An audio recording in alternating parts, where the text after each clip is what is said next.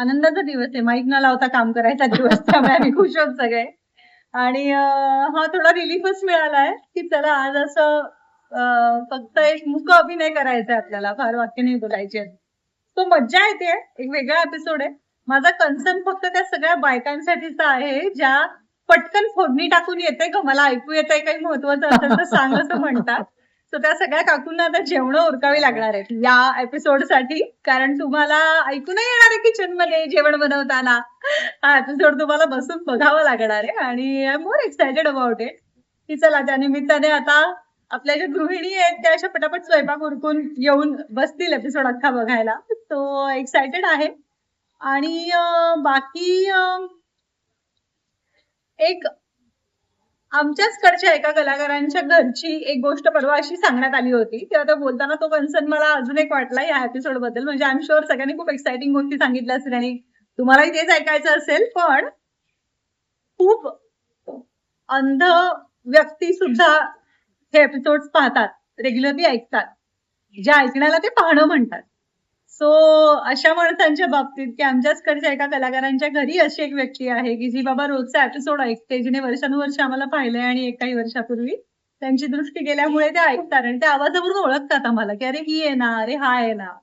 So अशा माणसांसाठी मला थोडंसं वाईट वाटतंय की अरे काय नरेटिव्ह असायला हवा होता एपिसोड, ऍक्टर बोलत नसले तरी, कारण तसाही आपला एक अख्खा वर्ग आहे. पण ह्याच्या पलीकडे जाऊन या एक्साइटमेंट आहे. वेगळं करतोय, टीव्ही करतोय म्हटल्यावर एक वेगळा प्रयोग आहे जो अख्खा एपिसोड मध्ये तुम्हाला कुठलाच कलाकार वाक्य बोलताना दिसणार नाहीये. सो ती एक वेगळी मजा पण असणार आहे. आणि अर्थात डायलॉग न बोलता दिवसभर काम करणं हे म्हणजे साधारण आयटी वाल्यांनी लॅपटॉप्स न वापरता काम करणं किंवा आज कॉल सेंटर वाल्यांनी फोन्स न वापरता काम करण्यासारखं आहे थोडंसं. त्यामुळे एक वेगळीच मज्जा येते. शाळेत युनिफॉर्म व्यतिरिक्त काहीतरी कपडे घालून गेल्यावर आपल्याला जसा आनंद होतो ना, तसा आता आय थिंक आम्हाला सेटवर आनंद झालाय.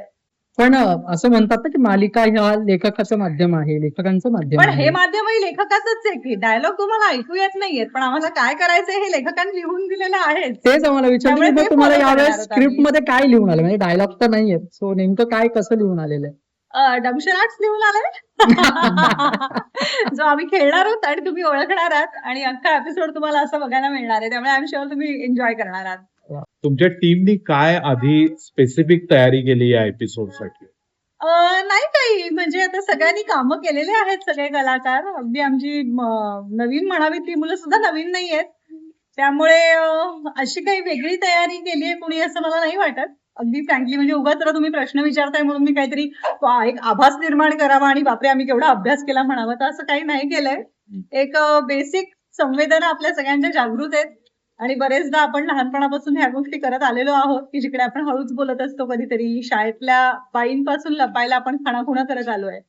त्यामुळे ते तसंच आहे, त्यापेक्षा फार वेगळं काही रॉकेट सायन्स नाहीये ह्यात. मज्जा करणार आहोत आम्ही आणि तुम्ही बघताना मजा करणार आहात.